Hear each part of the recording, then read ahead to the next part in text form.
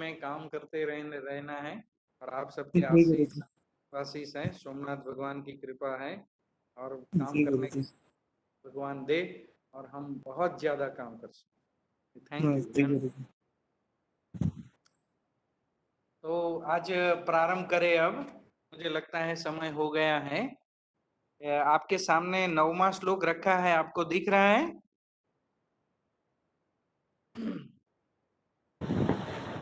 सिंह भाई, श्लोक दिख रहा है आपको? हाँ जी गुरु जी। हाँ, तो मैं यही बताना चाहता हूँ कि हमने 8 श्लोकों में यही देखा कि दिलीप गाय की सेवा के लिए अब हम जानते हैं कि अनुचरों को लौटा दिया, पत्नी को लौटा दिया और फिर वो अकेले गाय के रक्षण करते हुए नंदिनी की सेवा करते हुए वो वन में पहुंचे और वन में वो रक्षण करने लगे। अब 9 श्लोक से आगे जो होता है वो प्रकृति के विभिन्न तत्व उनका कैसे स्वागत करते हैं। मतलब राजा राज्य में होता है तो राजोपचार होता है।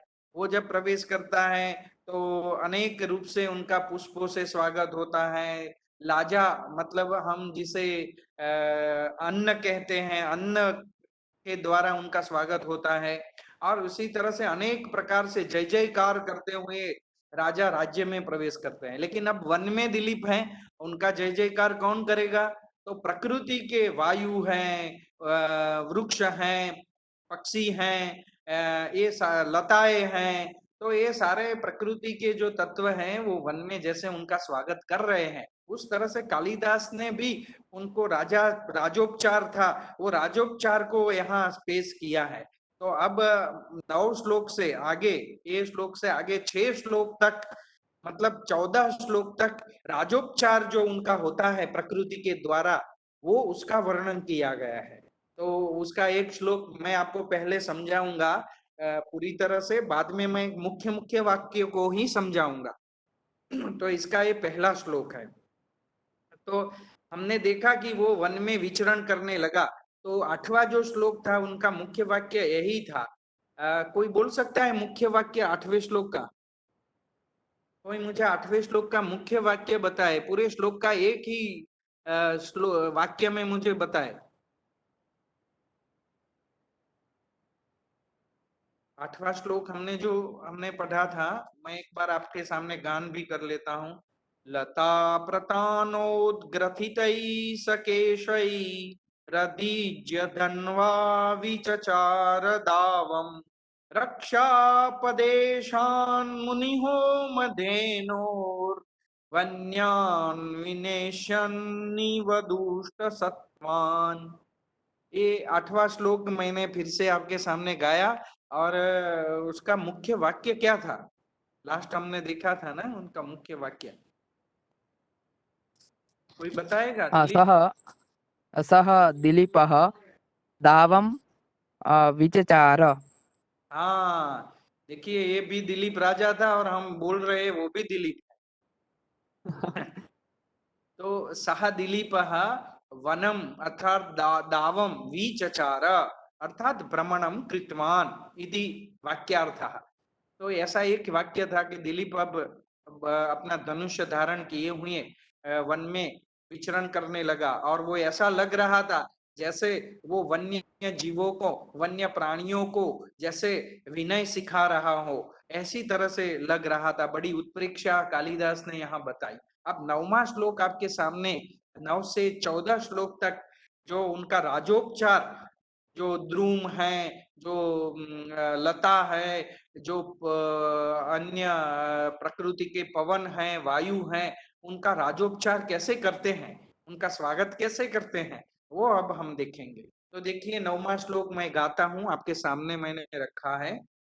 विसृष्टपार्श्वानुचरस्य तस्य पार्श्व पार्श्वद्रुमापासभृतासमस्य उदीरयामाशुरिवोन्मदानाम् आलोकशब्दं वयसां विरावहि आलोकशब्दं वयसां विरावहि।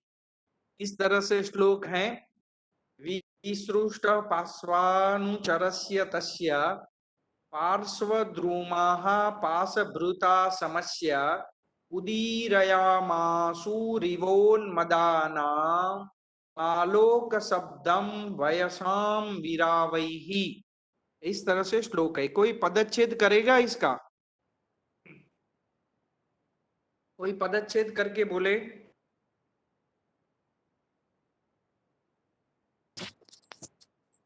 પદચ્છેદ અન્વય તેમાં શું ફરક એમ?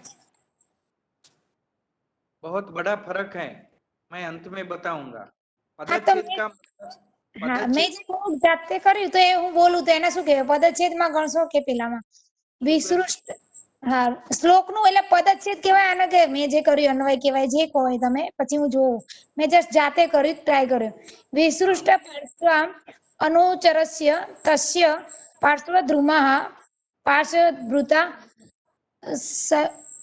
સમસ્ય ઉદીરયામા સુરીવોન્મદાનમ આલોક શબ્દ વયસામ વીરાવે. શું કહેવાય આને? हाँ, अब आप बोले वो तो श्लोक ही बोले ना, उसके हर एक पद को તો हर એ एक નહીં.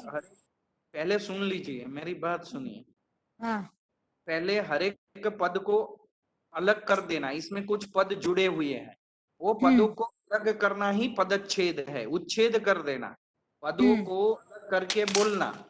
जैसे मैं बोल रहा हूं, विसृष्ट पार्श्व अनुचरस्य तस्य पार्श्वद्रुमाः पाशभृता समस्य उदीरयामासुः इव इव उन्मदानाम आलोक शब्दम वयसाम वीरावैहि। मतलब जो संधि युक्त पद थे, जो मिल गए थे कुछ पद, उन पदों को अलग करके बोलना, हर एक पद को बोलना अलग से, वो पदच्छेद है। मतलब यहाँ कुछ पद जुड़े हुए थे, उन पदों को अलग कर देना पदच्छेद है। फिर कर्तु कर्म क्रियापद पद्य को गद्य के रूप में लिख देना, वो अन्वय है। इसलिए दोनों में बड़ा फर्क है। अन्वय तो बहुत क्रम है, पहले श्लोक में आए पदों को अलग कर दो, वो पदच्छेद है। तो हमने अलग कर दिया इस तरह से। अब देखिए, अलग करके देख लीजिए, इस तरह से अलग करके लिख दिया। अब हर पद अलग हो गया तो हम उनका परिचय प्राप्त कर सकते हैं, वरना परिचय कैसे प्राप्त करेंगे?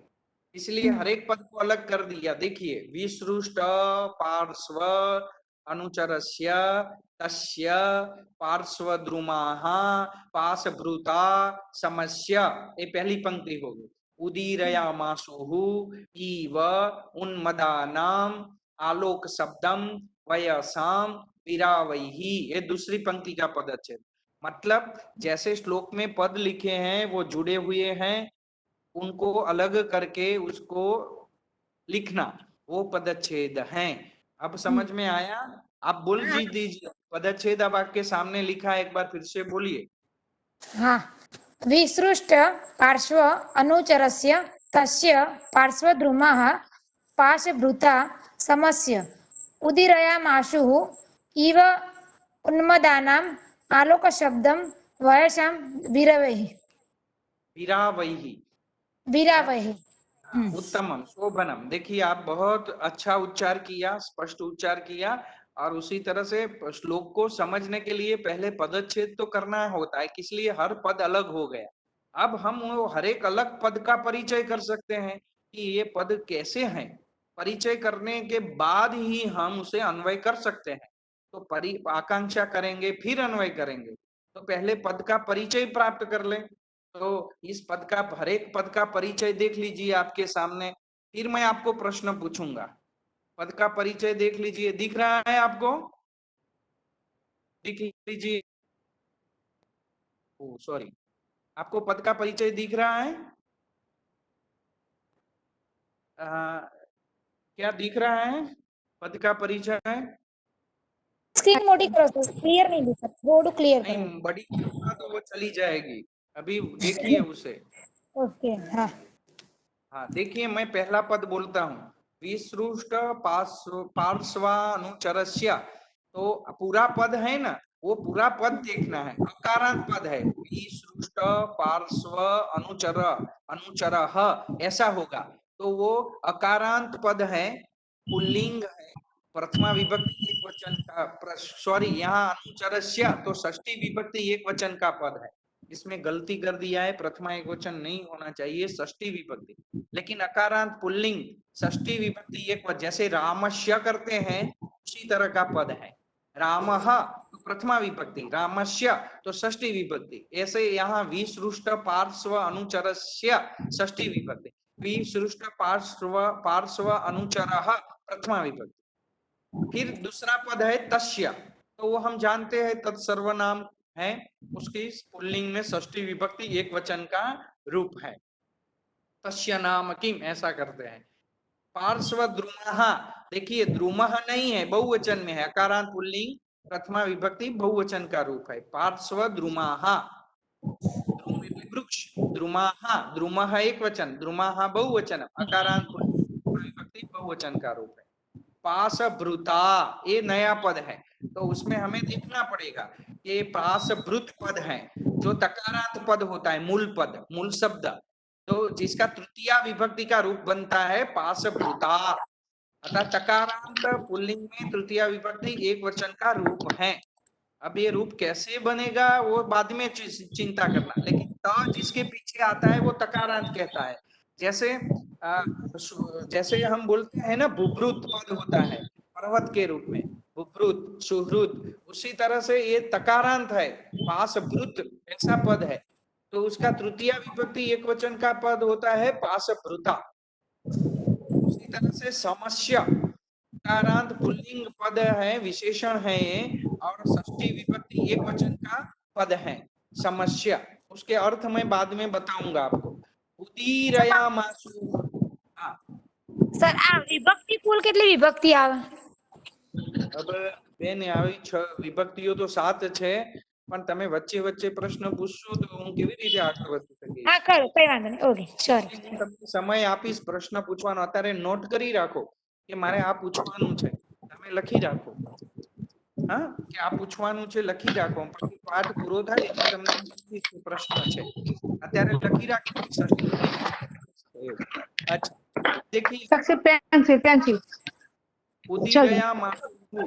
उदीरयामासुः, उत उपसर्ग है, ईर धातु है, नीच प्रत्यय होकर के चूरादी गणनो धातु है, એટલે દસમા ગણનો ધાતુ બને, નીચ પ્રત્યય થઈને નીચ પ્રત્યય થાય એટલે દસમા ગણનો ધાતુ બને। અને પરોક્ષ ભૂતકાળ ભૂતકાળનું રૂપ છે, બહુ ભૂતકાળ એટલે ભૂતકાળ સમજવાનું, આપણે એ રીતે સમજવાનું। પ્રથમ પુરુષ બહુવચનનું રૂપ છે ઉદીરયામાસુઃ इति। तो यहाँ आम युक्त परोक्ष भूतकाल, आम युक्त परोक्ष भूतकाल जिसे हम बोलते हैं, परोक्ष भूतकाल भी एक तो धातु के प्रत्यय, वो लकार के प्रत्यय लगने से बनता है, और एक आम युक्त परोक्ष भूतकाल बनता है। वो यहाँ आम युक्त परोक्ष भूतकाल बना है, उत उपसर्ग को ईर धातु को नीच प्रत्यय होकर के वो चूरादि गण का वो रूप बनता है, और वो परोक्ष भूतकाल का उदीरयामासुः वो बहुवचन का रूप है। एक वचन में उदीरयामास ऐसा होगा और बहुवचन में उदीरयामासुः ऐसा होगा, तो ये क्रियापद है।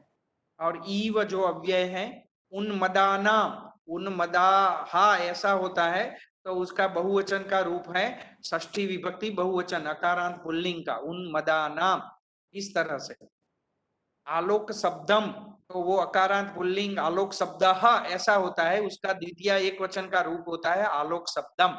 देखिए ये द्वितीय विभक्ति में पद है, द्वितीय विभक्ति एक वचन में। और वयसाम सकारांत पद है और वो स्त्रीलिंग है, और उसका षष्ठी विभक्ति बहुवचन का पद होता है वयसाम इति। और वीरावैहि वो अकारांत पुल्लिंग तृतीय बहुवचन का रूप है पुल्लिंग में, जैसे हम रामई ही करते हैं ऐसे वीरावैहि होता है।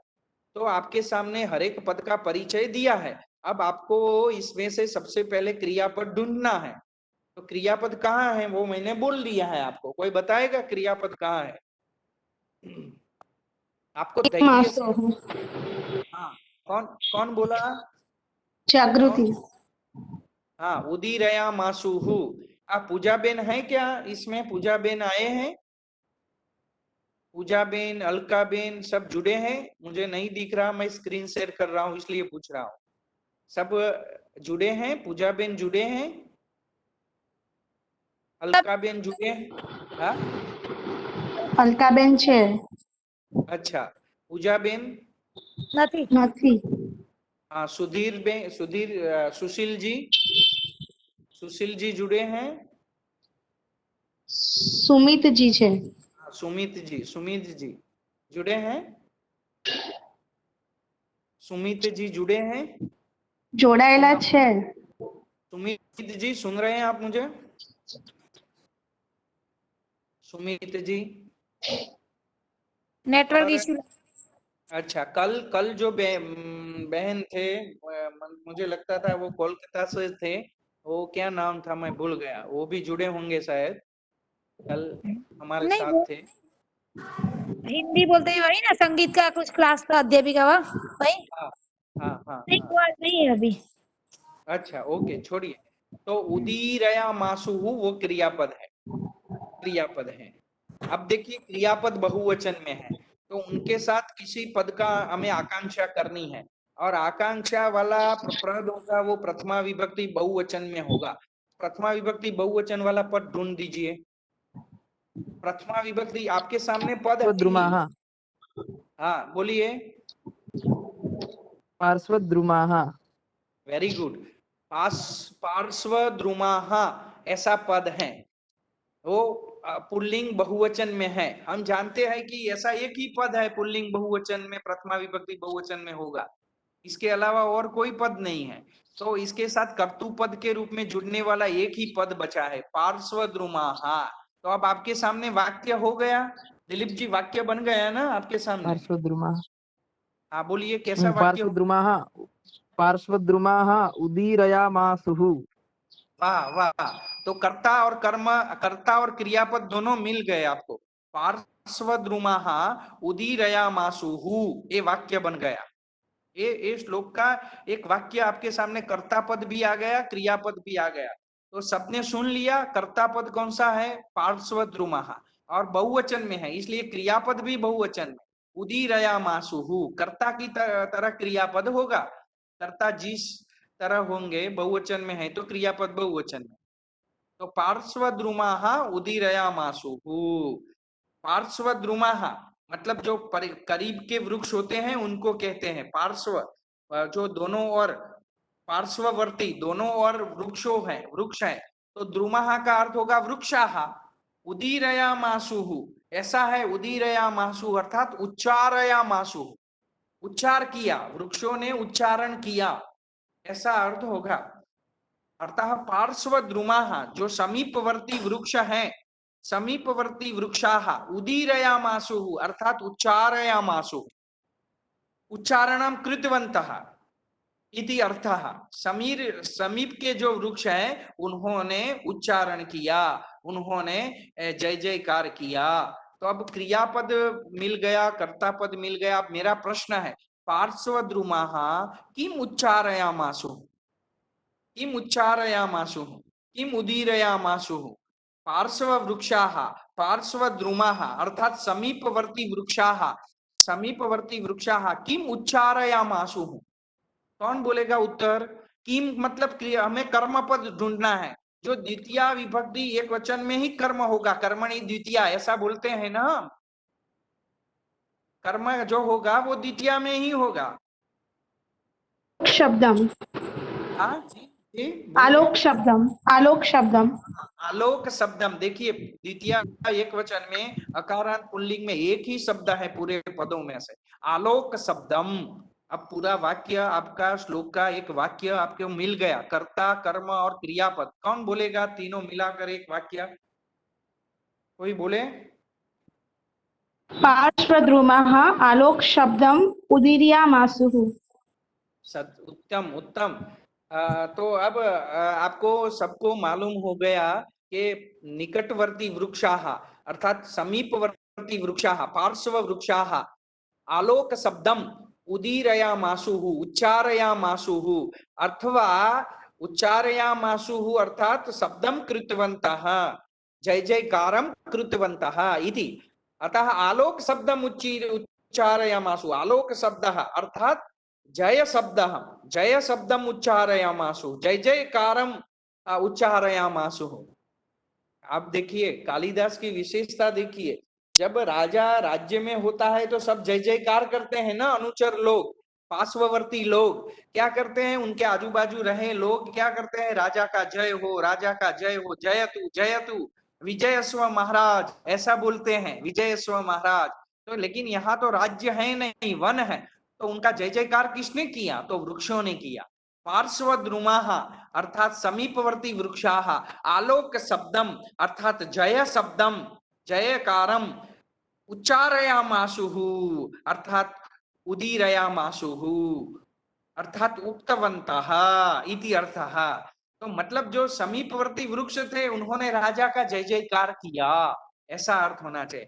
तो अब प्रकृति के तत्व हैं और यहाँ राजा का जय जयकार करने वाले कोई अनुचर लोग है नहीं, कोई पार्श्व लोग है नहीं, तो किसने किया, तो वृक्षों ने किया। तो मुख्य वाक्य इस श्लोक का कालिदास को यही कहना है कि जैसे पार्श्ववर्ती वृक्षों ने जय जयकार किया।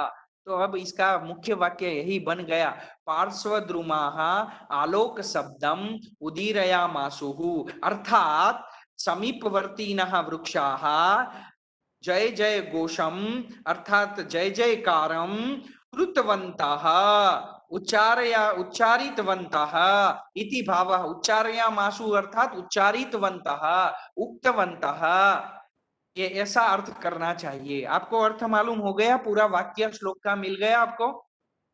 मुख्य सेंटेंस श्लोक का यही है, कर्ता कर्म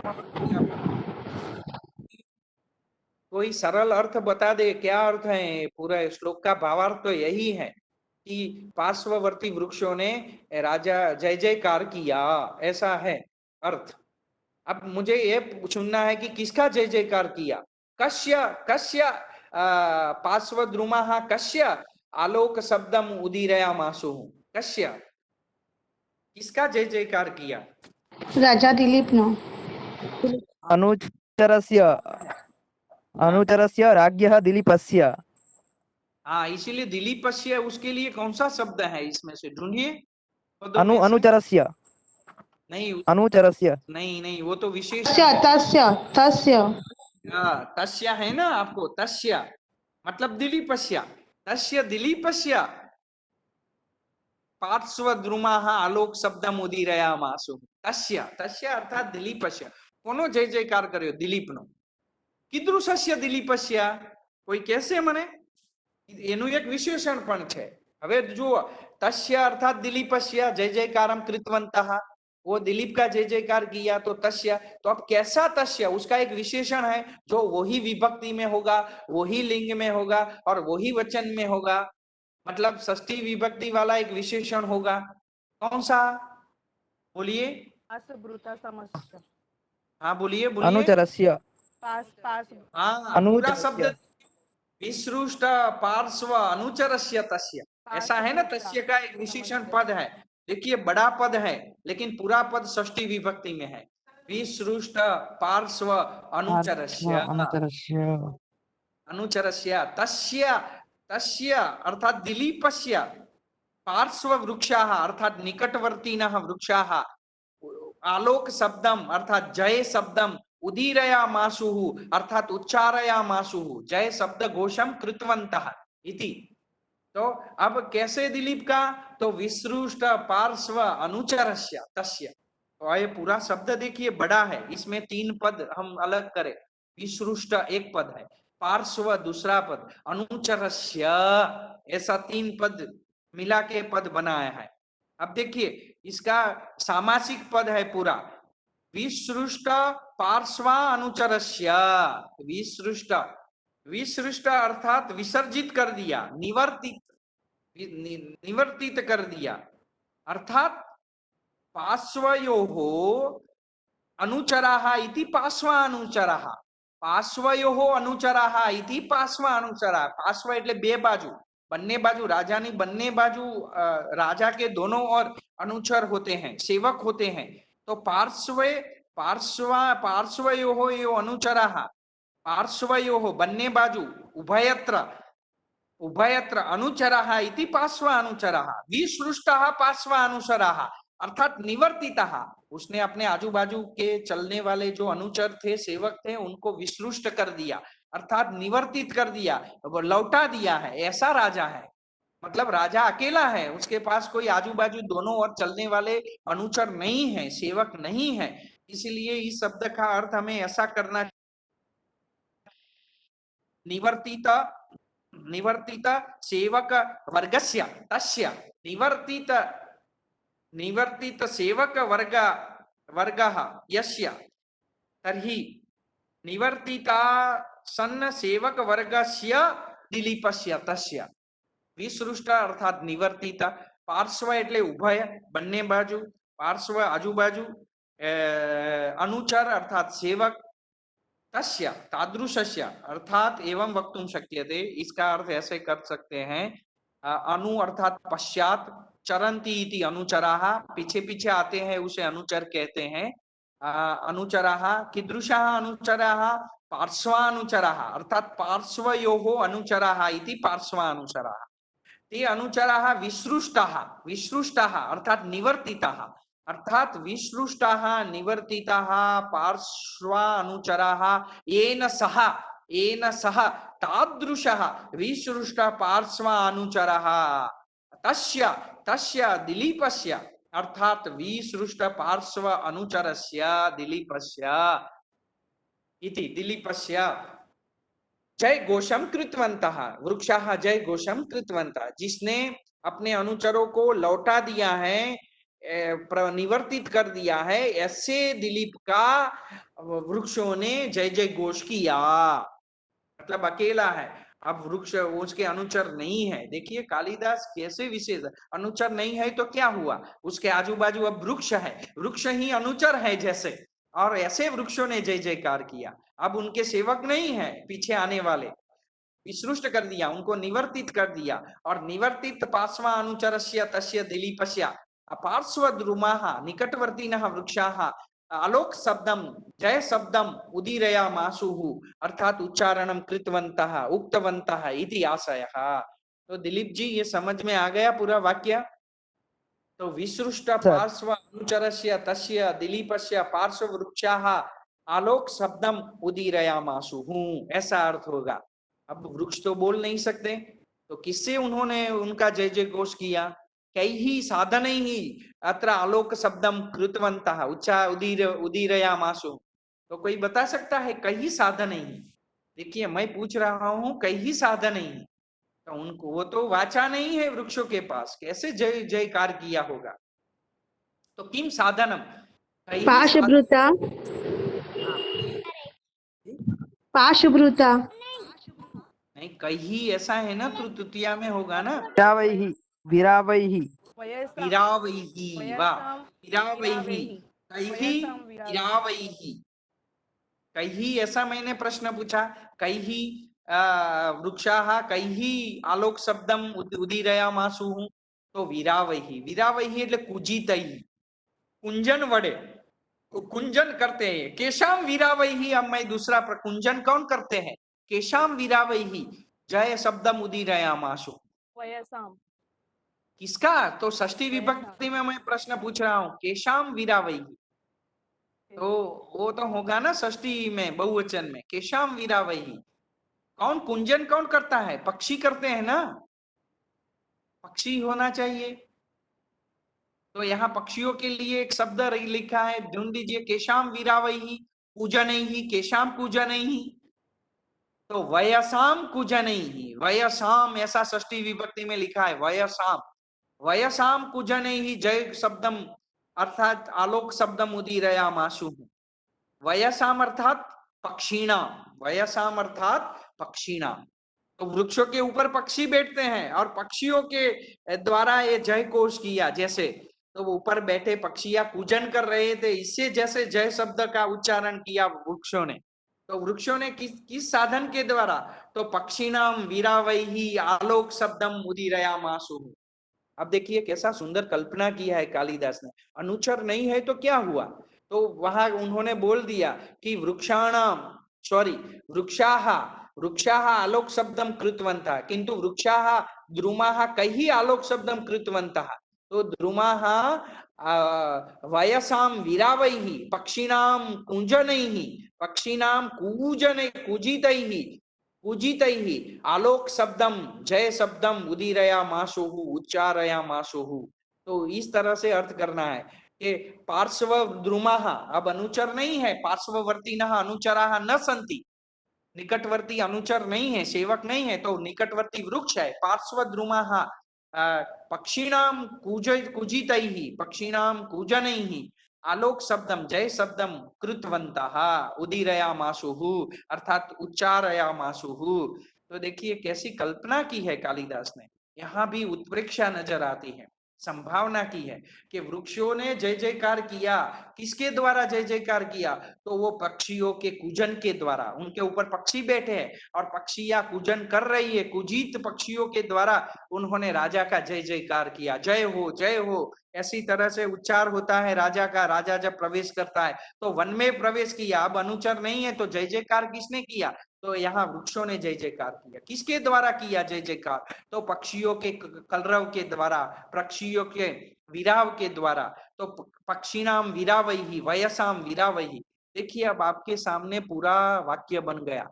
विसृष्ट पार्श्व अनुचरस्य तस्य दिलीपस्य पार्श्व द्रुमाः निकटवर्तिनः वृक्षाः वयसां विरावैहि पक्षिणां कूजनैः पक्षिणां कूजितैः आलोक शब्दम जय शब्दम उदीरयामासु उच्चारयामासु, ऐसा।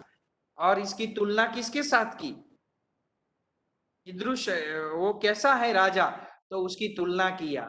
देखिए किस तरह से, तो वहां लिखा है पास भ्रुता समस्या, पास भ्रुता समस्या, पास भ्रुता तृतीया में है, पास भ्रुता समस्या ऐसा लिखा है। पास भ्रुता समस्या तस्या, कीदृशस्य तस्या, तो समस्या, समस्या तस्या।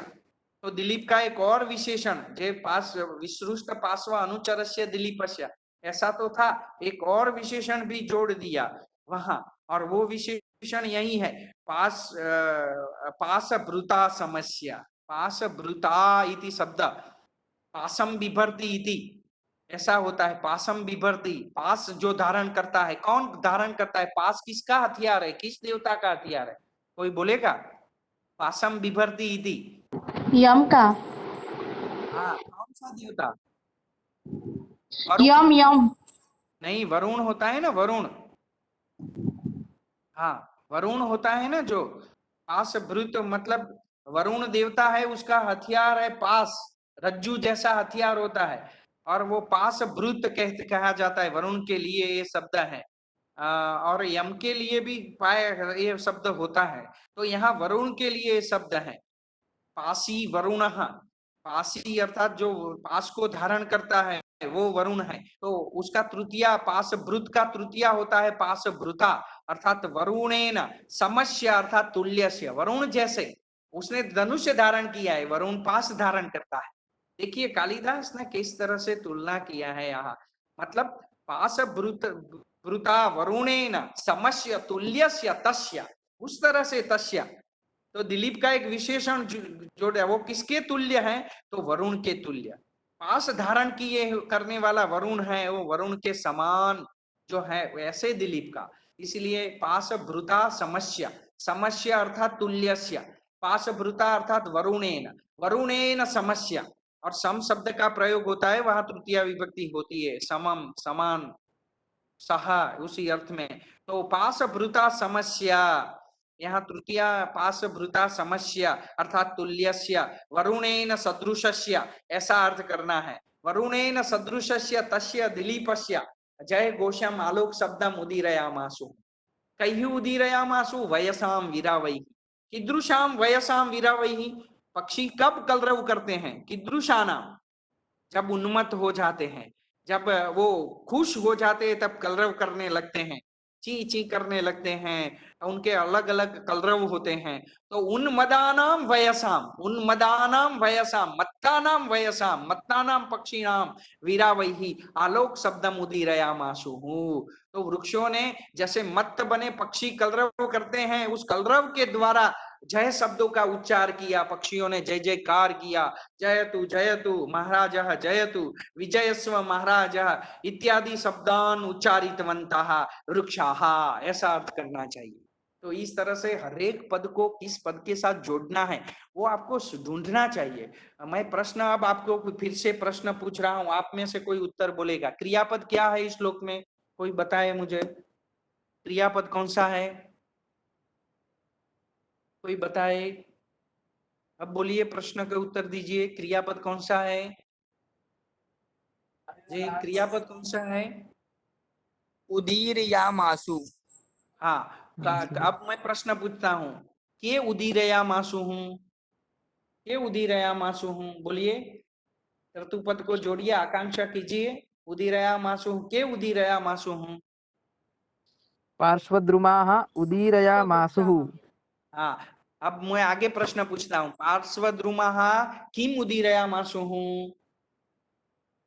कौन उत्तर बोलेगा, द्रुमाः पूरा उत्तर। हाँ बोलिए। पार्श्वद्रुमाः आलोकशब्दम् उदीरयामासुः। हाँ, कस्य पार्श्वद्रुमः आलोक शब्दम् उदीरयामासुः, बोलिए। विसृष्ट पार्श्व अनुचरस्य तस्य पार्श्वद्रुमाः आलोकशब्दम् उदीरयामासुः। तस्य अर्थात दिलीपस्य पार्श्वद्रुमः वृक्षः आलो, कीदृशस्य दिलीपस्य तस्य, विसृष्ट पार्श्व पार्श्व अनुचरस्य तस्य, ऐसा किया। तस्य अब दिलीप की तुलना किसके साथ की गई है, केन सदृशस्य तस्य। पाशभृता समस्या। हाँ, पाशभृता समस्या। पार्श्वभूता समस्या अर्थात वरुणेन सदृशस्य तस्य पार्श्वद्रुमः वृक्षः, पार्श्वद्रुमः आलोक शब्दम् उदीरयामासु। कैः उदीरयामासुः, कौन उत्तर देगा, कैः। हाँ, विरावैः वीरावैः उदीरयामासुः। उदीरयामासु, वीरावैः अर्थात पूजितैः, केषां वीरावैः, वृक्षाः वयसां विरावैः, हाँ, वयसां विरावैः उदीरयामासुः।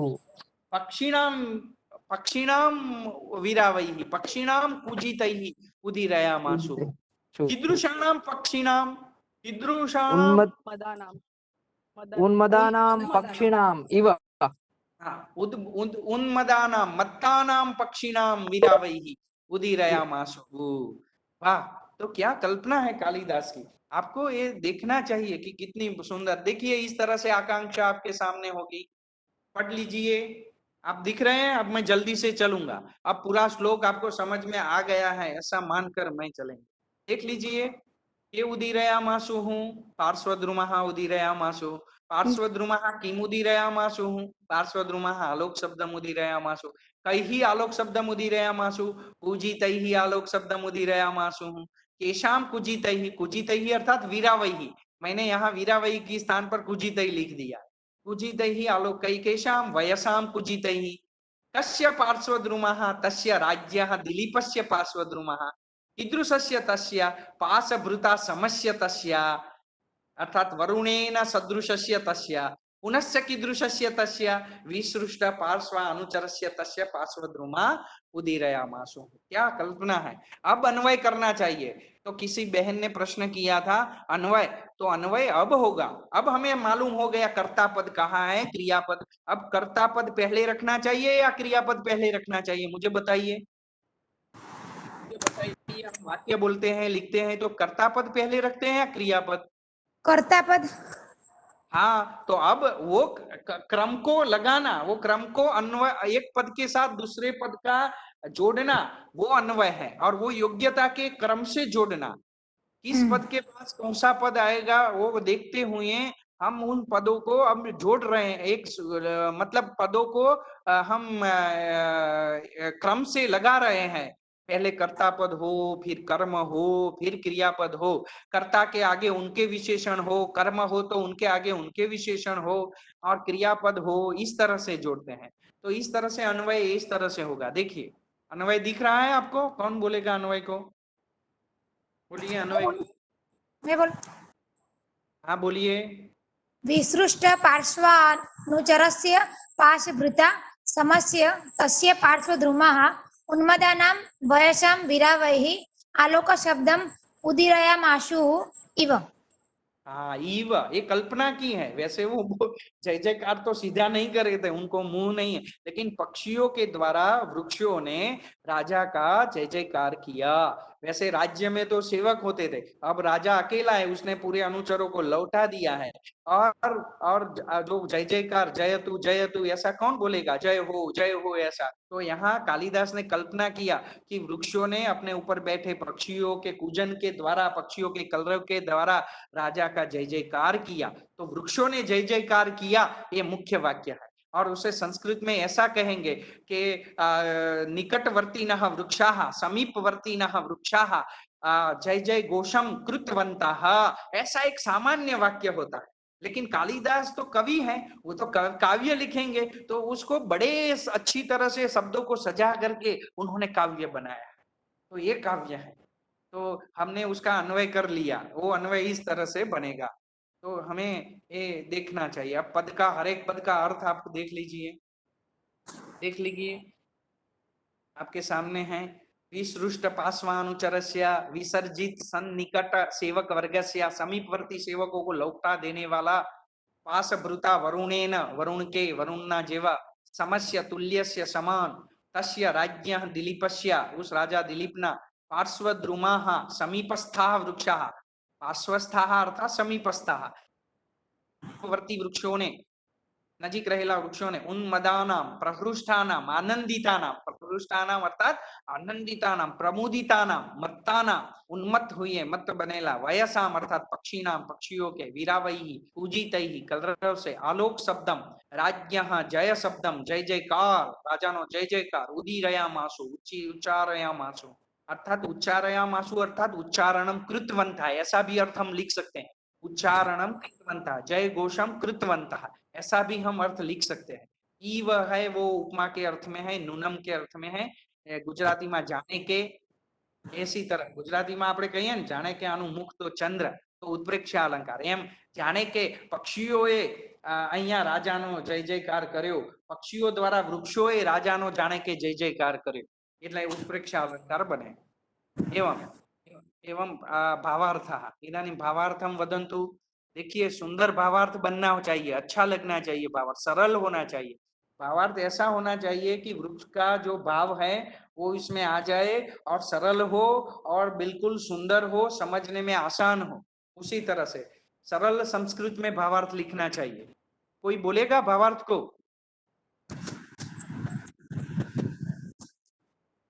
बोलिए,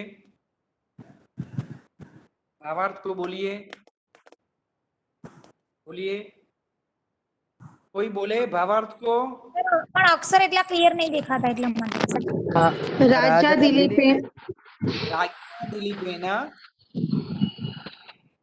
सर्वसेवकाः परावर्तिताः अतः तस्य स्वरक्षा पराक्रमं दृष्ट्वा एकाकीतया सञ्चरतः तेजसां वरुणः सदृश राजा दिलीपस्य समीपस्थः वृक्षः खगानां कुञ्जनैः जय जयकारम् अकुर्वन्।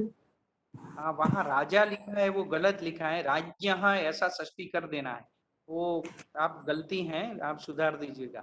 राज्ञ दिलीपस्य समीपस्थाः वृक्षाः खगानां कूजनैः जय जयकारम अकुर्वन्, अर्थात जय जयकारम कृतवन्तः, ऐसा करना है। देखिए उदीरया मासु ऐसा बोलना नहीं है, हम इसका सरल संस्कृत ऐसा कर सकते हैं, जय जयकारम कृतवन्तः, और वीरावई ही नहीं करना है, कूजन ही ऐसा कर सकता है। और वहां वयसाम कहा था तो खगानाम ऐसा कह सकते हैं। और पार्श्व वृक्षाः अर्थात समीपस्थाः वृक्षाः, तो सेवकाः तु परिवर्तिताः, परावर्तिताः दिलीपेन, किंतु तस्य स्वपराक्रमं दृष्ट्वा एकाकितया संचरतः, एकले अकेला ही संचर, तो वरुण जैसे दिख रहा था उसका, इसलिए हिंदी में ऐसा लिखा है, राजा दिलीप ने सर्व सेवकों को लौटा दिया, अतः उसके स्व रक्षा पराक्रम को देखकर तेजस्वी वरुण के समान राजा दिलीप का समीपवर्ती वृक्षों ने उन्मत्त पक्षियों के कलरव के द्वारा मानो राजा का जय जयकार किया। गुजराती में कौन बोलेगा उसका अर्थ?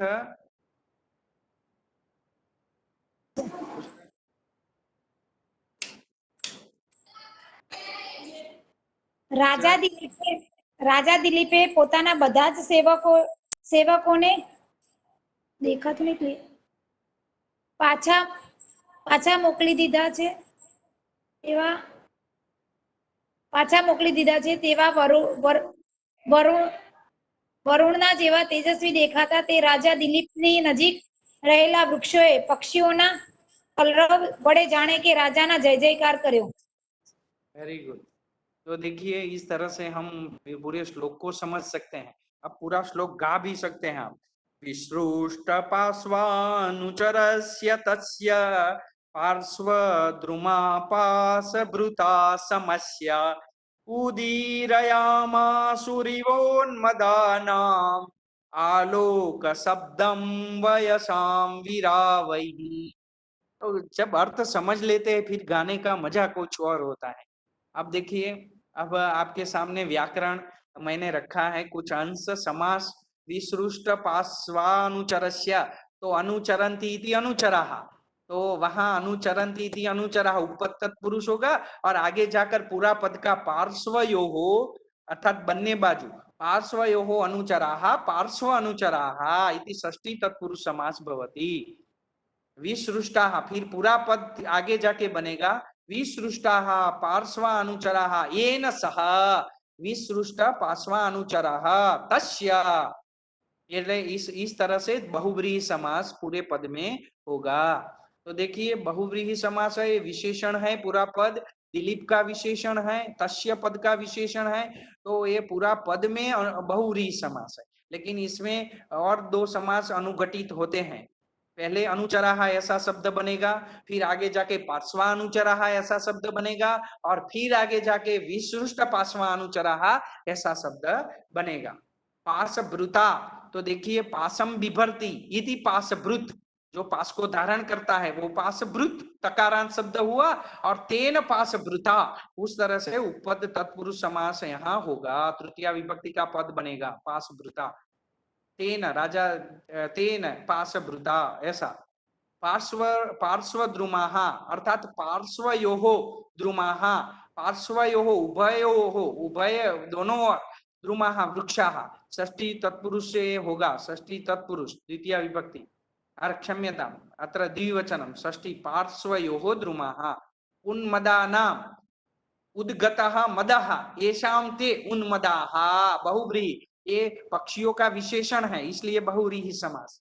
कैसे पक्षी? उन्मद पक्षी, तो उन्मदानाम अर्थात उद्गतः मदः येषां ते उन्मदाः तेषां उन्मदानां पक्षिणां आलोक शब्दम आलोकस्य शब्दः तम आलोक शब्दम उदीरयामासुः, तो यहाँ षष्ठी तत्पुरुष यहाँ भी होगा आलोकस्य इति षष्ठी। तो इस तरह से हमने कुछ समास विग्रह किए। संधि है यहाँ दो जगह पे, उदीरया मासुहु ईव, तो यहाँ मासुहु जो विसर्ग है वो विसर्ग का भाव होता है, उसका सूत्र तो हम हर बार देखते रहे हैं। और ईव उन्मदानाम आलोक शब्दम, वो तीन पद हैं, उनमें आद गुण, यहाँ वो सुशील जी देख रहे होंगे, यहाँ गुण शब्द गुण संधि होती है। ईव उन्मदानाम इत्यत्र, ईव तो अकार आया ईव के पीछे और अकार के पीछे ऊ आया, तो उसका आद गुण इस सूत्र से गुण हो जाएगा और ओ हो गया इवोन्मदानाम, और फिर बाद में तो उन्मदानाम आलोकम, तत्र तो वर्ण मेलनम, वहां वर्ण मेलन है, उन्मदानाम आलोक शब्दम, तो वहां वर्ण मेलन है। लेकिन ईव और उन्मदानाम दोनों के बीच गुण संधि है, आद गुण है इति सूत्रेण, अकार के बाद जो उकार आया है तो अ और उ दोनों मिलके ओकार हो जाता है, इस तरह से। तो कृदंतः, एक कृदंत है पास भृता, हमने देखा कि पास और भ्रू धातु से पासम बिभर्ति इति ऐसा करते क्वीप करके यहाँ तुक प्रत्यय लग के तृतीया एक वचन का यहाँ रूप बना है पाशभृता, ऐसा। तो कृप प्रत्ययांत ये पद है, तो हमें सिर्फ याद रखना है और ज्यादा नहीं, ब्रू से पद निष्पन्न होता है। बहुत सारे सूत्र भी इसमें काम करते हैं, लेकिन हम वो तो व्याकरण में वो जो विद्वान लोग होते हैं वो इसका अर्थघटन कर सके। और छंदः तो पूर्ववत है, उपजाति। और अलंकार जो है, अब मैंने पहले ही बोल दिया है कि उत्प्रेक्षा अलंकार है और यहाँ क्रियोत्प्रेक्षा है। जैसे गुणोत्प्रेक्षा होता है, हमने मुख्य अलंकार के दो भेद देखे थे, वाच्योत्प्रेक्षा और प्रतीयमानोत्प्रेक्षा। फिर उसके भी आगे भेद बनते हैं, गुणों का वर्णन हो तो गुणोत्प्रेक्षा, क्रिया का वर्णन हो तो क्रियोत्प्रेक्षा, और जाति का वर्णन हो तो जात्युत्प्रेक्षा, उस तरह से। तो यहाँ क्रियोत्प्रेक्षा होगा। और वाच्य क्रियोत्प्रेक्षा, ईव शब्द है इसलिए वाच्य है। तो वयसाम वीरावैहि आलोक शब्दम उदीरया मासु ईव, ऐसा जो वाक्य इस श्लोक से बनता है उसमें इत्यत्र संभावनावशात कल्पनावशात उत्प्रेक्षा अलंकार। हाँ, और यहाँ हमने देखा कि वयसाम वीरावैहि, ऐसा जो कहा वो सेवक ही होना चाहिए। तो यहाँ कल्पना किया है, वयसाम वीरावैहि इत्योपरि जय जयकारस्य आरोपणम कृतम, उसके ऊपर जय जयकार का आरोपण किया है। ये क्रिया तो वो सेवक कर सकते थे, तो सेवकों की क्रिया का आरोपण किया है यहाँ, इसलिए क्रियोत्प्रेक्षा होगा। और वाच्य क्रियोत्प्रेक्षा अलंकार यहाँ होता है। जैसे वृक्षों ने यहाँ विरावैहि मतलब पूजन ही, पक्षियों के पूजन के द्वारा जैसे यहाँ जय जयकार किया। तो लक्षणम उत्प्रेक्षा तो पहले लक्षण हम देख चुके हैं, इसलिए दोबारा यहाँ नहीं लिखा। और इसमें व्याकरण के और अंश देख देते हैं। देखिए क्रियापद बहुत कठिन क्रियापद है, आपको बहुत चिंता नहीं करना है, क्योंकि यहाँ उद ईर होकर के क्षेपे अर्थ में उभयपदी होता है। और 10वें गण का चूरादि गण, 10वां गण जो चूरादि गण है, 10 गण है, काले पाणिनि ने 10 गणों में विभाजित करके चूरादि गण बनाया है, 10वां गण। तो उसका ये रूप है। और इसमें लट वर्तमान में उदीरयति और उदीरति उदीरयते, ऐसे दो प्रकार के पद होंगे। लोट आज्ञार्थ में उदीरयतु उदीरयताम, विधिलिंग में उदीरयेत उदीरयेत, ऐसे दो पद। लुट भविष्य काल में उदीरयिष्यति उदीरयिष्यते, परस्मैपदी आत्मनेपदी। और अनद्यतन भविष्य में भी दो प्रकार के परस्मई आत्मनेपदी, उदीरयिता उदीरयिता, इस तरह से दोनों समान ही। आशील लिंग में उदीर्यात उदीरयिशिष्ट ऐसे होगा। और हेतु मध्य भविष्य में उदीरयिष्यत, ऐसा एक ही होगा। और लिंग लकार में उदयरिरत ऐसे दो पद होंगे। और अनद्यतन भूतकाल में उदीरयत उदयरयत ऐसे दो होंगे। और परोक्ष भूतकाल में लीट में उदीरयामास उदीरयाम बभूव उदीरयान चकार, इस प्रकार के तीन प्रकार के रूप बनते हैं। इसीलिए आप बहुत उसमें आगे मत जाइए। ये ऐसा परोक्ष भूतकाल है, आम युक्त परोक्ष भूतकाल हम इसे हम बोल सकते हैं। तो उसके पीछे आम लगकर भू लगकर क्रू लगकर धातु बन लगकर वो क्रू धातु भू धातु लगकर भी रूप बनते हैं। तो देखिए उदीरयामास उदीरयाम बभूव उदीरयान चकार, ऐसे उदीरयामासतुः उदीरयाम बभूवतुः उदीरयान चक्रतुः उदीरयामासुः उदीरयाम बभूवुः उदीरयान चक्रुः, उस तरह प्रकार के रूप बनते हैं। तो इसमें बहुत आपकी जानकारी के लिए, सिर्फ परिचय के लिए रखा हूं। और इस तरह से संजीवनी टीका है। इस तरह से हमारा 9वां श्लोक पूरा हुआ। तो मित्रों, आपको 9वां श्लोक पूरा मालूम हो गया, देख लीजिए, एक बार गा लीजिए और समझ लीजिए। और इसमें कोई प्रश्न है तो हम बाद में देखेंगे। आपको श्लोक दिख रहा है अभी? एक बार गाइए तो इसे मेरे साथ। पार्श्वानुचरस्य तस्य पार्श्वद्रुमः पाशभृता समस्य उदीरयामासुरिवोन्मदाना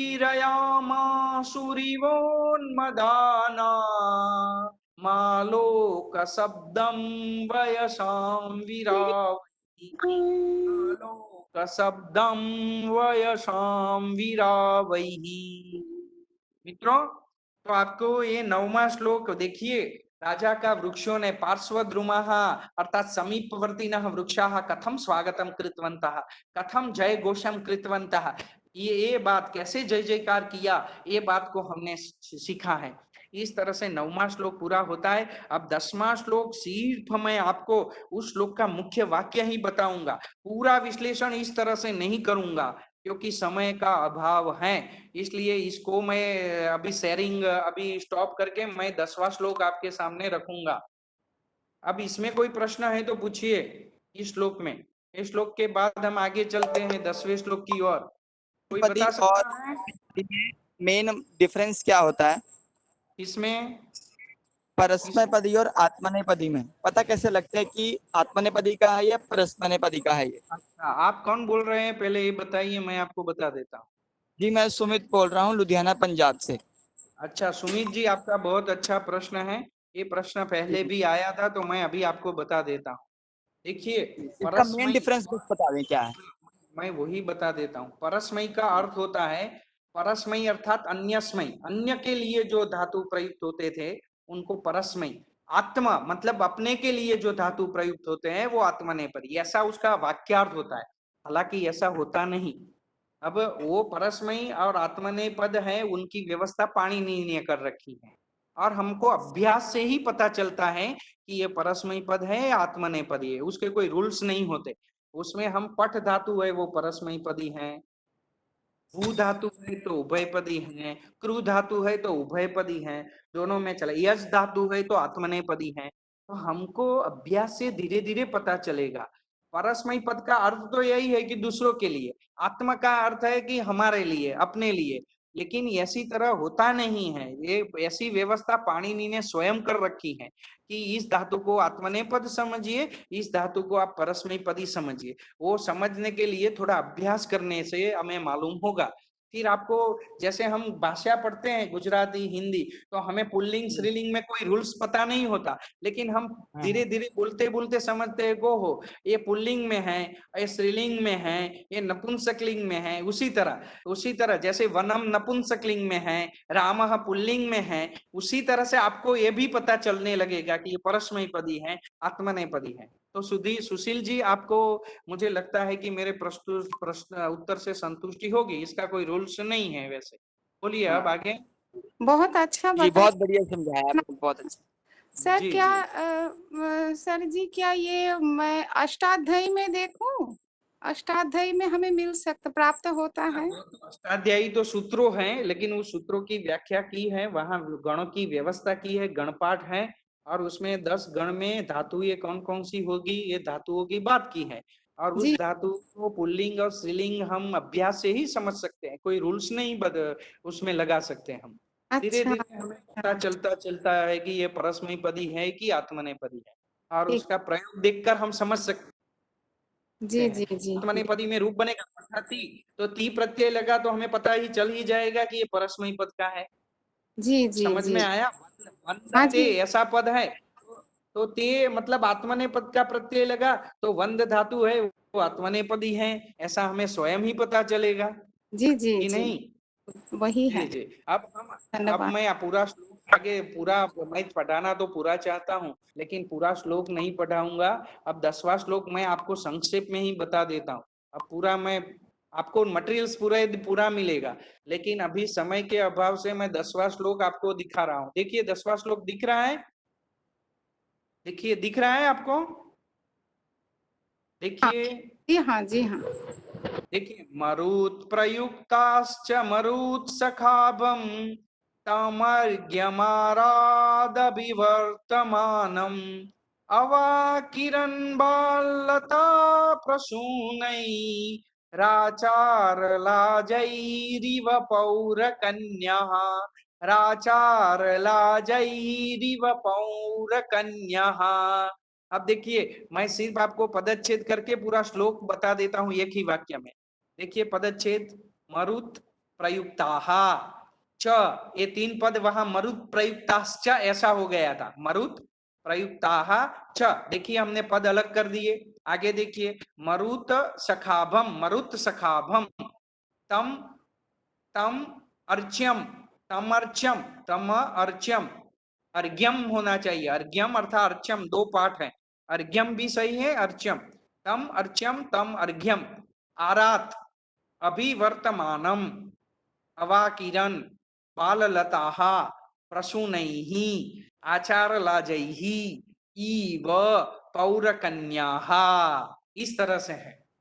अब देखिए पदच्छेद कोई बोल जाएगा, मुझे बताइए पदच्छेद करके, कोई एक आदमी पदच्छेद कर दे। मरुतः प्रयुक्तः च मरुत सखाभम तम अर्च्यम आरात अभिवर्तमानम अवाकिरण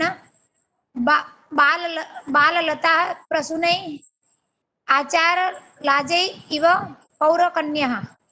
ओके, अब दिलीप जी आप बोलिए, इसलिए उनको उनका शिल्पा जी को उनका पता चलेगा। जी बोलिए। मरुत्प्रयुक्ताः च मरुत्सखाभं तम् अर्घ्यम् आरात् अभिवर्तमानम् अवाकिरन् बाललताः प्रसूनैः आचारललाजैः इव पौरकन्याः। आचार लाजई ही ऐसा है, ललाजई ही नहीं। अच्छा, बहुत अच्छा। आचारलाजैः, क्षम्यताम्। अच्छा, अब देखिए, अब पूरा श्लोक में मुझे क्रियापद चाहिए कहीं से। कहाँ है क्रियापद? आपको मिल रहा है? देखिए, प्रयत्न कीजिए। ये थोड़ा कठिन होगा आपको ढूंढना, लेकिन कोई एक जगह आपको मिलेगा।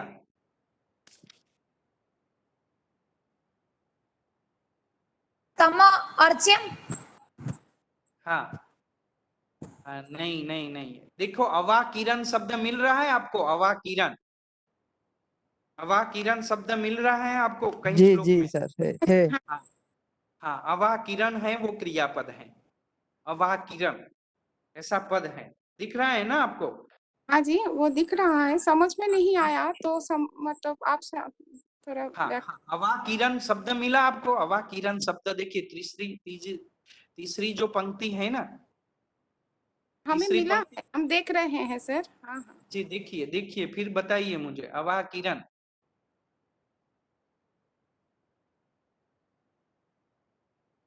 श्लोक में भी है और पदच्छेद में भी है अवाकिरण। जी जी सर, दिख रहा है। जी नहीं, मैं इनको पूछ रहा हूँ, क्या नाम, मैं नाम भूल जाता हूँ, सॉरी, मैं इनका नाम भूल गया। जी मैडम, आपको मिला अवाकिरण? अवाकिरण शब्द मिला आपको मैडम? अब मैडम मुझे लगता है सुन नहीं रहे। शिल्पा बेन। नहीं, शिल्पा बेन नहीं, अभी हिंदी में जो पूछ रहे थे ना वो संगीत वाले मैडम। अच्छा कोई बात नहीं, अवाकिरण है वो क्रियापद है, हम ज्यादा टाइम इसमें न करें। निक्षिप्तवत्यः, इसका अर्थ होता है निक्षिप्तवत्यः, ऐसा अर्थ करेंगे। क्या करेंगे? निक्षिप्तवत्यः, क्षिप्तवत्यः, हम फेंक दिया ऐसा कहते हैं ना, निक्षिप्तवत्यः ऐसा अर्थ करेंगे हम। निक्षिप्तवत्यः ऐसा अर्थ करेंगे। अवाकिरण शब्द का अर्थ हम ऐसा करेंगे। वो पद को तो हम बाद में देखेंगे ही, लेकिन दूसरा उसका अर्थ करना है अवर्षयन। अवर्षयन, अवाकिरण का अर्थ करेंगे अवर्षयन, अर्थात वृष्टिम कृतवत्यः, ऐसा भी कर सकते हैं। हमने कहे ना फूलों की वृष्टि की। अब राजा जब चलता है तो फूलों की वृष्टि होती थी, वहां नगर में जो नगर की कन्याएं थी वो फूलों की वृष्टि करती थी। तो अवाकिरण है वो क्रिया है, और वो क्रिया का अर्थ होगा कि वृष्टि की, अर्थात निक्षिप्त किया। तो अवाकिरण का अर्थ होगा, इस तरह का अर्थ होगा निक्षिप्तवत्यः, प्रक्षिप्तवत्यः, ऐसा अर्थ करना है। समझ में आया? अर्थात अवर्षयन भूतकाल का एक क्रियापद है, अवर्षयन, अर्थात वर्षाम कृतवत्याः, ऐसा अर्थ करेंगे, वृष्टिम कृतवत्याः। लेकिन किसकी वृष्टि की? अब कर्ता पद ढूंढिए इसके साथ। अवाकिरण अर्थात क्षिप्तवत्याः, प्रक्षिप्तवत्याः, निक्षिप्तवत्याः। कहा निक्षिप्तवत्याः? किसने वृष्टि किया? पौरकन्याः निक्षिप्तवत्यः। देखिए यहाँ पर कन्या है नहीं, तो आएगी कहां से? बोलिए। बाललता। हाँ, तो आपको कर्ता बहुवचन में ढूंढना है, निक्षिप्तवत्यः, तो वो स्त्रीलिंग में होगा, बहुवचन में होगा कर्ता पद। तो बाल लता जो नई नई लता है, छोटी छोटी लता वेलिया है, वो वेलिया। बाल लता अवाकिरन, ये मुख्य वाक्य हो गया आपका। बाल लता अर्थात नूतन लता, बाल लता जो नई नई लताएं हैं, जो अभी छोटी छोटी लताएं हैं, उन्होंने अवाकिरन अर्थात निक्षिप्तवत्य। अब पूरा वाक्य यही हो गया। नूतन लता नूतन वल्लय निक्षिप्तवत्य प्रक्षिप्तवत्य। तो अत्र बाल लता अवाकिरन, ये मुख्य वाक्य बन गया। तो बाल लताओं ने वो उनका जो है वो वृष्टि किया। अब किसकी वृष्टि क्रिया, तो उसके लिए भी हमें शब्द चाहिए। तो बाल लता अवाकिरन, किंतु कई अवाकिरन, कोई चीज, कोई साधन तो होना चाहिए न उनको फेंकने के लिए। कई अवाकिरन, कई निक्षिप्तवत्याः, कई वृष्टिं कृतवत्याः। प्रसूरैः प्रसूनैः, वाह, तृतीया विभक्ति प्रसूनैः। प्रसूनैः अर्थात पुष्पैः, प्रसूनैः अर्थात पुष्पैः। देखिए कालिदास की कल्पना देखिए, ये राजा वन में आया है, यहाँ कन्याएं नहीं है नगर की, तो क्या हुआ, कन्याओं की जगह पे बाल लताओं ने पुष्पों से उनका पुष्पों की वृष्टि की, पुष्पों से उसका स्वागत किया। तो बाल लता प्रसूनैः अवाकिरन, ये मुख्य वाक्य बनेगा। बाल लता प्रसूनैः अवाकिरन, बाल लता प्रसूतैः अवाकिरन, ऐसा वाक्य बनेगा। कम अवाकिरन, किसके ऊपर फेंका, किसका स्वागत किया, कम अवाकिरन तम, ऐसा लिखा है, तम अर्थात दिलीपम, तम अर्च्यम, ये ऐसा लिखा है, तम अर्घ्यम, तम अर्थात तम दिलीपम, तम दिलीपम, तन दिलीपम अवाकिरन। हाँ, तो इसकी तुलना की है, तम दिलीपम, किंतु तम दिलीपम अवाकिरन, तो उसकी तुलना की है कैसी तरह, जैसे नगर में पौर कन्या करती थी लाजाओं से। लाजा मतलब जो हम धानी बनाते हैं ना, गौ को बनाकर धानी, लाजा मतलब हम अनाज को लाते थे और उसको हम थोड़ा क्या करते हैं, अग्नि में थोड़ा गर्म करके उसे हम बनाते थे लाजा, उसे लाजा कहते हैं। लाजा मतलब जैसे पॉपकॉर्न, इंग्लिश में मकाई का पॉपकॉर्न बनता है ना, पॉपकॉर्न, उसी तरह सब धान्य को हम बना सकते हैं, जिसे लाजा बोला जाता है। तो उसी तरह से उसका स्वागत करते थे। मंगलार्थ एक विधि होती थी, आचार लाजही अर्थात वर्जित धान्य ही, लाजही अर्थात धान्य ही, जो लाजा के लिए मतलब गरम करके बनाते हैं धान्य को, उस धान्य से उनका स्वागत करते थे। तो जैसे पौर कन्या आचार लाजही, पौर अर्थात नगर कन्या आचार लाजही, जैसे धान्य ही, वर्जित धान्य ही, ईव, जैसे ईव, उसकी तरह से यहाँ बाल लताओं ने पुष्पों से उसका स्वागत किया। देखिए कालिदास को कहना इतना है, जैसे नगर की कन्याएं, पौर कन्याएं आचार लाजा से अर्थात धान्यों से, वर्जित धान्यों से, मंगलार्थ जो धान्य होता है उस धान्य से उनका स्वागत करती थी, उसी तरह बाल लता प्रसूनैः अवाकिरन, मतलब बाल लताओं ने पुष्पैः अवाकिरन अर्थात निक्षिप्तवत्यः स्वागतम कृतवन्त्यः इति भावः, उन्होंने स्वागत किया, उन्होंने किया। कैसी बाल लताएं थी, कैसे फेंकती, उनके पास तो कोई साधन नहीं था, तो लखा मरुत प्रयुक्ताः, कीदृश्याः बाल लताः, मरुत प्रयुक्ताः, वायु प्रयुक्ताः, मरुता प्रयुक्ताः अर्थात वायु के द्वारा प्रयुक्त की गई बाल लता, अतः कीदृश्याः बाल लताः, तर्हि मरुत प्रयुक्ताः बाल लताः प्रसूनैः अवाकिरन, प्रसूनैः अर्थात पुष्पैः स्वागतम कृतवत्यः इति भाव। देखिए पूरे श्लोक का यही भाव होगा, मरुत प्रयुक्ताः बाल लताः प्रसूनैः अर्थात पुष्पैः, अवाकिरन अर्थात स्वागतम कृतवत्यः, निक्षिप्तवत्यः पुष्पाणि निक्षिप्तवत्यः इति भावः। कीदृश कथम, तर्हि यथा पौर कन्याः आचार लाजैः स्वागतं कुर्वन्ति स्म, राज्ये तथैव अत्र राज्ञः दिलीपस्य बाललताः स्वागतं कृतवत्यः इति भावः। जैसे नगर में पौर कन्याएं, नगर की कन्याएं पुष्पों से उनका स्वागत करती थी राजा का, दिलीप का, उसी तरह यहाँ नगर में वायु से प्रेरित बाल लताओं ने यहाँ पुष्पों से उनका स्वागत किया। कैसी तरह? तो देखिए यहाँ भी एक देवता के साथ तुलना की गई। जैसे अगर मरुत के तरह, जैसे वरुण की तरह बताया था, तो यहाँ मुझे कोई बताएगा कि राजा की तुलना किस देवता के साथ की गई? उसको लिए कौन सा शब्द है? मरुत सखाभम। मरुत सखाभम तम अर्च्यम अर्घ्यम आरात अभिवर्तमानम।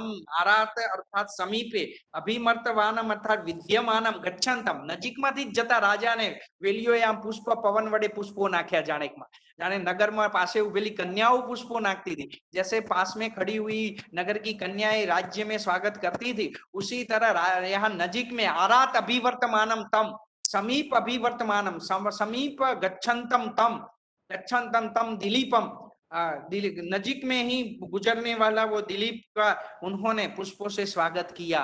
और कैसा था दिलीप? कीदृशम तम तर्हि मरुत सखाभम। मरुत का मित्र कौन है? मरुत का मित्र मतलब वायु का मित्र कौन है? मरुत सखाभम, मरुत सखाभम अग्नि अग्नि अग्नि अग्नि अग्नि अग्नि। तो राज मरुत सखाभम अर्थात अग्नि तुल्यम, अग्नि तेज समम, अग्नि सम तेजम यस्य, अग्नि के जैसा तेज जिसका है ऐसा। अतः मरुत सखाभम अर्थात अग्नि वत तेजवत तम, तम अर्थात दिलीपम, राजानम दिलीपम, प्रसूनैः अर्थात पुष्पैः, अत्र अवाकिरन् अर्थात स्वागतं कृतवन्त्यः इति भावः। यथा पौरकन्याः नगरे आचारलाजैः स्वागतं कुर्वन्ति स्म, तथैव अत्र वने बाललताः, कीदृश्यः बाललताः? मरुत प्रयुक्ताः, वायुना प्रयुक्ताः बाललताः, नूतनलताः, प्रसूनैः पुष्पैः समीपम एव आरात अर्थात समीपे एव अभिवर्तमानं विद्यमानं वर्तमानं राजानं तम दिलीपम, दिलीपम पुष्पैः प्रसूनैः अवाकिरन् स्वागतम कृतवत्यः इति भावः। देखिए तो पूरा श्लोक का भाव तो यही हो गया। अब आपको मैं सीधा भावार्थ पद परिचय नहीं बताऊंगा, मैंने पदों का परिचय दे दिया है, कर्ता कर्म क्रियापद, आकांक्षा भी नहीं बताऊंगा, श्लोक के भावार्थ को ही देख लेते हैं। अब आखिर देखिए, यदा राजा वने भ्रमन् आसीत् तदा वायु प्रेरिताः बाललताः दिलीपस्य उपरि पुष्पवर्षणं कृतवत्याः। तेन इदं प्रतीतम् अभवत् यत् नगरवासिन्यः कन्यकाः नृपोपरि आचारलाजैः इव सिक्तवत्यः। अत्र सखायम्, अत्र दोषः खसखायम् अर्थात मरुत्सखायं प्राप्य सखारूपः वायुरपि राजानम् उपचरितवान्। એટલે પોતાના મિત્ર છે એ રીતે વાયુએ અહીંયા ઉપકાર કર્યો। और देखिए आगे हिंदी में, और वायु से प्रेरित सद्य अंकुरित लताओं ने भी, अभी ताजा है, अभी लता अंकुरित हुई है, मतलब पुष्प भी नए ही खिले हैं, ऐसी लताओं ने अपने समीप में विद्यमान अग्नि के समान तेजस्वी पूज्य राजा दिलीप के ऊपर बालिकाओं के द्वारा धान्य के समान पुष्पों की वृष्टि की।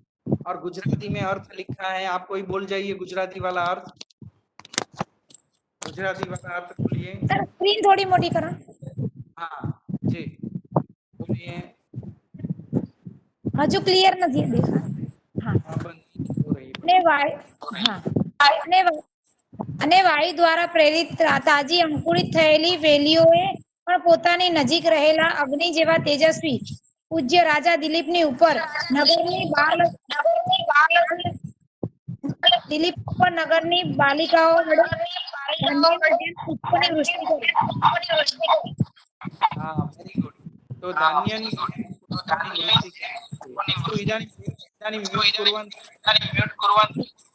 अब ये पूरे हैं यहाँ उपमा अलंकार, आचार लाजही ईव अलंकार और पूरे समास हैं, तो समास को देख लेना, समासों को देख लेना मैं यहाँ दूंगा इस तरह से। यहाँ हमने जो क्रियापद देखा वो देख लीजिए एक बार। अव उपसर्ग है, क्रू धातु है। क्रू देखिए उभयपदी है, लेकिन यहाँ क्रू डबल क्रू वाला क्रू है और परस्मय पद में है और तुदादि गण का है, इसीलिए अवकीरति ऐसा वर्तमान काल में। अवकीरति क्षिपति, हम क्षिपति वर्तमान काल में, पुष्पाणि क्षिपति, पुष्पं क्षिपति ऐसे बोलते हैं। तो क्षिपति प्रक्षिपति, उसी तरह अवकीरति, अव उपसर्ग है और दीर्घ क्री वाला धातु है, तो लोट में अवकीरतु, अवकीरतात, विधिलिंग में अवकीरेत, अवकरिष्यति, अवकरिता, अवकिरियात, अवाकरिष्यत, अवचकार परोक्ष भूतकाल में, और अवाकारित ऐसे। अब अनद्यतन भूतकाल का यहाँ अवाकिरन रूप था बहुवचन में, अवाकिरन, उसके 9 रूप लिखे हैं। अवाकिरत, अवाकिरताम, अवाकिरन, अवाकिरह, अवाकिरतम, अवाकिरत, अवाकिरम, अवाकिराव, अवाकिरामा, उस तरह से रूप बनेंगे। एक कालिदास की विशेषता है, हर एक पद में नया क्रियापद ले आते हैं और हमारे सामने रखते हैं। तो ये कालिदास ऐसे कवि हैं, अनेक शब्दों को जानते हैं, किस शब्दों का प्रयोग कैसे करना है। यहाँ अवाकिरन ही करना है, निक्षिप्त के अर्थ में अवाकिरन करना है, और स्वागत के अर्थ में उन्होंने इस क्रियापद को निक्षिप्त वत्यः, बाललताः निक्षिप्तवत्यः, मरुत् प्रयुक्ताः, वायुना प्रेरिताः बाललताः निक्षिप्तवत्यः, ऐसा अर्थ करने के लिए उन्होंने यहाँ ये शब्द को रखा। और इस तरह से बहुत सारी विशेषताएं इस श्लोक की भी हैं, लेकिन हम इतना ही श्लोक को भी गा लेते हैं, हम इस श्लोक को पूरा करते हैं। आज इतना ही चलाएंगे क्योंकि समय हो गया है। तो देखिए श्लोक का गान कर लेते हैं एक बार। मरुत्प्रयुक्ताश्च मरुत्सखाभं तमर्घ्यमारादभिवर्तमानम् अवाकिरन्बालतः प्रसूनै राचारलाजैरिव पौरकन्यः, राचारलाजैरिव पौरकन्यः। ये तो देखिए कैसी तरह से दिलीप का स्वागत हो रहा है। अब ये पूरा जो बहुत बढ़िया कालिदास ने यहाँ कैसी कल्पना की है कि कोई बात नहीं, यहाँ पौर कन्या नगर की कन्याओं ने पुष्पों से स्वागत नहीं किया, लेकिन ऐसा लगता है कि बाल लताओं ने यहाँ मरुत से प्रेरित होकर राज नजीक समीप में रहे राजा का उन्होंने पुष्पों की वृष्टि करके स्वागत किया। उस तरह का अर्थ इसमें हमें नगर होता है। एवं अस्माभिः अवगंतव्यम, ऐसे भाव होगा। तो इसमें अब बोलिए, अब कोई प्रश्न है तो पूछिए, अब मैं बताऊं। सर व्याकरण विभक्ति कितनी है कुल? विभक्तियां 7 हैं, प्रथमा, द्वितीया, तृतीया, चतुर्थी, पंचमी, और षष्ठी। हाँ, छंद, छंद बहुत सारे छंद है, उनकी गिनती नहीं की जा सकती, हजारों में हो सकते। और अलंकार? अलंकारों भी सैकड़ों में हो सकते हैं। कितना? सैकड़ों में, 100 के ऊपर हो सकती है। वो 123 अलंकारों का निरूपण अंत एक हमारे आचार्य ने किया, तो उनकी संख्या पे मत जाइए। समास किला सारी बातें ऐसी संख्यात्मक पूछने का क्या आता है। मुख्य 4 समास है, वो 4 के प्रकार होते हुए फिर 6 समास होते हैं, और उनके भी प्रकार होते हुए 28 समास हो जाते हैं। बराबर ना। एक रुदन में सब आता है, तो वो सब होता है, एक दिन में पूरा नहीं खा जाना। अब नहीं खाना नहीं, सब ऐसे ही माहिती लेनी है, ऐसे पता नहीं चलती ना, बीच बीच में बोलना पड़ता है। तो तत्पुरुष का कुछ आता है, उसमें क्या होता है? अभी क्या है, जितना दिख रहा है उतना ही पढ़िए। जो आखा पूरा खा जाने का सोचेंगे तो एक दिन में तो नहीं हो सकता। ऐसी तो कोई टैबलेट बनी नहीं कि आप विद्वान बन जाए, लेकिन उसके लिए प्रारंभिक व्याकरण का अभ्यास करना चाहिए, और उसके लिए भी हम एक कोर्स दे रहे हैं, प्रारंभिक व्याकरण का अभ्यास, जिसमें कुछ समास, कुछ संधि, कुछ कैसे वर्णोच्चारण, कैसे शब्द धातु, शब्द रूप, धातु रूप। तो उसके लिए प्रारंभिक व्याकरण का भिन्न कोर्स होगा। हम साहित्य पढ़ रहे हैं तो पूरा व्याकरण नहीं देखना, व्याकरण के साथ साथ चल रहे हैं, तो इसके लिए अलग कोर्स होना चाहिए। तो अलग कोर्स हमने सब लोगों की मांग हुई, तो अभी हमारी यूनिवर्सिटी अलग व्याकरण का भी कोर्स करेगी, जिसमें बस केवल व्याकरण ऐसी तरह से प्रयोगों को बताकर व्याकरण दिखाया जाएगा। तो वो ठीक है, लेकिन आपकी जानकारी के लिए ये मैं बता दिया कि इस तरह से होता है। लेकिन मुख्य समास, मुख्य अलंकार बहुत कम है, वो ज्यादा प्रकारों में अभी नहीं जाना। तो मुख्य 4 और 6 समास हो सकते हैं, और आगे जाके अलंकारों को कुछ ज्यादा 20 ज्यादा महत्वपूर्ण अलंकार हैं, उनको देखना चाहिए। और फिर आपने बताया कि विभक्तियां, तो हम जानते हैं कि 7 विभक्तियां हैं और उसके कारक भी 6 हैं, षष्ठी विभक्ति कारक नहीं है, ऐसा हम जानते हैं। तो इस तरह से अस्तु तर्हि आज इतना ही। हमने आज, मुझे लगता है कि 10 श्लोकों को दिखाए, और कल मैं 5 श्लोकों को बताऊंगा, उसमें से 2 पूरे पढ़ाऊंगा, बाकी का वाक्यार्थ बता दूंगा। मतलब कल हमको 15 श्लोक पूरे करने हैं।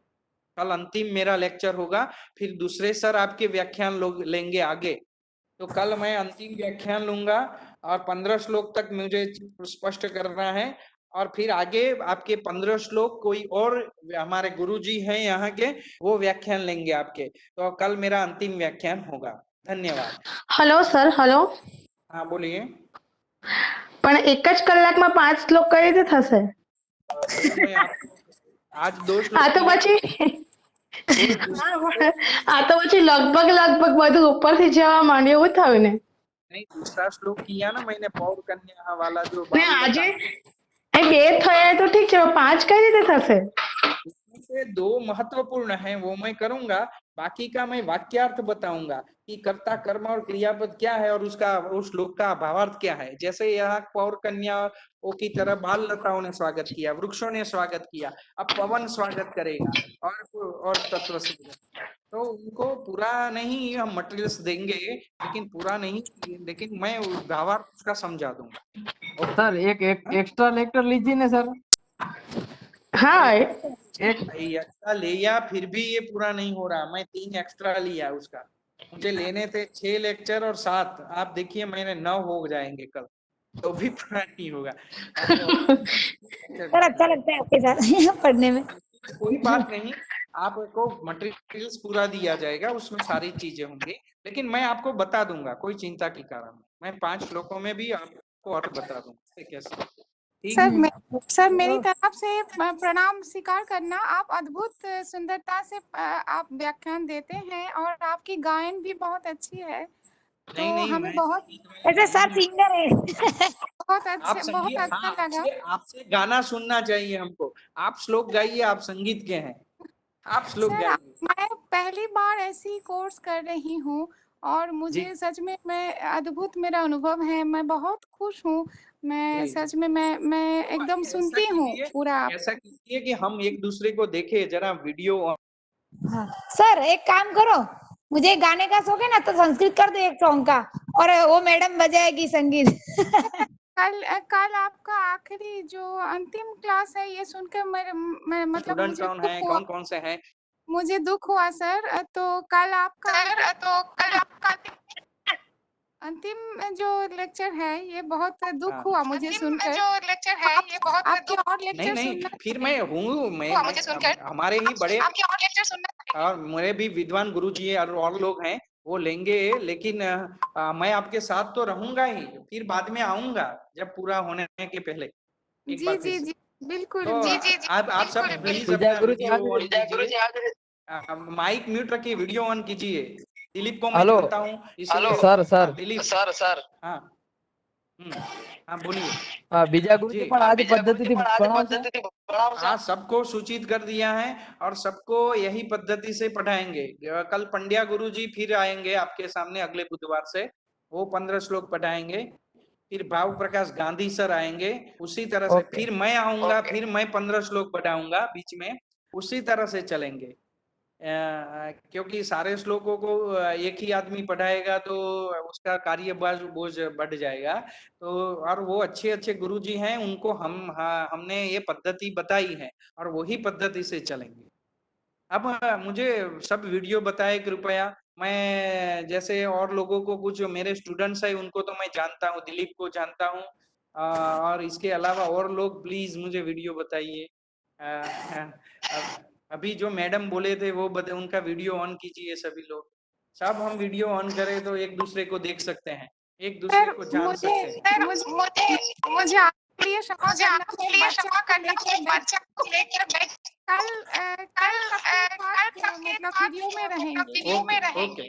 और लोगों को परस्पर देख लीजिए, हमारे ग्रुप में जुड़े लोग कौन कौन से हैं, सबको और मैं लोगों को दर्शन देखिए। आप सबको दर्शन कर रही हूँ, बहुत मेरा मन भटक गया। केशोदा मानसिंह जी, आप बताइए। हाँ देखिए, हमारे स्टूडेंट हैं, सबसे पहली बैच के इस विश्वविद्यालय के विद्यार्थी, अभी तो अध्यापक हैं, वो एक कॉलेज के संचालक भी हैं। तो केशोदा मानसिंह जी, बहुत अच्छा। और बताइए, और लोग जुड़े हैं, अपना अपना परिचय, मैं जिनको जानता हूं उनको तो बताइए। दिलीप जी आप बताइए, आपका भी परिचय हो जाए सबसे। दिलीप जी। देखिए दिलीप जी हैं, यहाँ पीएचडी कर रहे हैं, हमारे स्टूडेंट हैं, वो भी हमारे साथ जुड़े हैं, बड़े अच्छे विद्वान हैं, जेआरएफ हैं। अब आशियाना जी बताइए, आशियाना जी भी हमारे साथ जुड़ी हैं, वो भी मेरी स्टूडेंट हैं, एसपी यूनिवर्सिटी से हैं। आशियाना, आशियाना वो एमए कर रही हैं अभी एसपी यूनिवर्सिटी में। आशियाना जी मतलब लगता है कि वो लेफ्ट हो गई हैं। जागृति बारोट करके हैं, संस्कृत भारती की कार्यकर्त्री हैं और हमारे साथ जुड़ी हैं। जागृति जी आप बताइए। तो नहीं दिख रही, शायद वीडियो ऑन करे। और सुमित शास्त्री जी हैं हमारे साथ पंजाब से, अभी उनके साथ चर्चा भी हुई। सुमित जी आपके भी बताइए, और लोग आपको देखें। सुमित शास्त्री जी, सुमित शास्त्री जी वीडियो ऑन कीजिए, और भी लोग आपको देखें। इसके अलावा और कौन है? सुमित शास्त्री जी और शिल्पा जी हैं, जो अभी हमारे साथ चर्चा हुई थी, वो हमारे साथ हैं। इसके अलावा सूरत से शिल्पा जी दिखे। सूरत से अलकाबेन करके हैं, अलकाबेन जो लेक्चर प्रोफेसर हैं और बहुत सारा उनका एक्सपीरियंस भी है, वो सूरत कॉलेज में है, भरूच के पास, भरूच में। तो वो अगर वीडियो बताए तो उनको भी और लोग देख सकते हैं इस ग्रुप के। वो अलकाबेन जुड़े हुए हैं, प्लीज कृपया अपना वीडियो बताइए। और लोग कुछ लेफ्ट भी हो गए समय के अभाव से। जागृति बेन भी बताए अपना वीडियो। जागृति बेन बारोट, जागृति बेन बारोट, अलका बेन कृपया अपना वीडियो दिखाएं। सुमित जी अपना वीडियो बताएं। चलो ठीक है, जिन्होंने बताया, अब बहुत देर हो रही है और मैं भी थक गया हूँ। हेलो भट्ट सर जुड़े हैं। जिगर जी अपना मुंह बताइए। जिगर भट्ट सर, जिगर जी, जिगर जी, ओ जिगर जी, सुन रहे हैं आप? हाँ देखिए, जागृति जी अब दिख रहे हैं हमारे सामने, जागृति बारोट। जिगर जी, जिगर जी मुझे लगता है कि वो बहुत काम में रहते हैं और वो चालू करके होस्ट करके फिर चले भी जाते हैं। वो अध्यापक है, सोमनाथ संस्कृत यूनिवर्सिटी में वो अध्यापक है, साहित्य में मेरे साथ ही हैं और मेरे स्टूडेंट है, मेरे गौरव की बात। अच्छा, तो ये सारे लोग हैं हमारे साथ, सबका मैं धन्यवाद करता हूँ। कल हम मिलेंगे, कल आगे देखेंगे। जय सोमनाथ, सबको नमो नमः।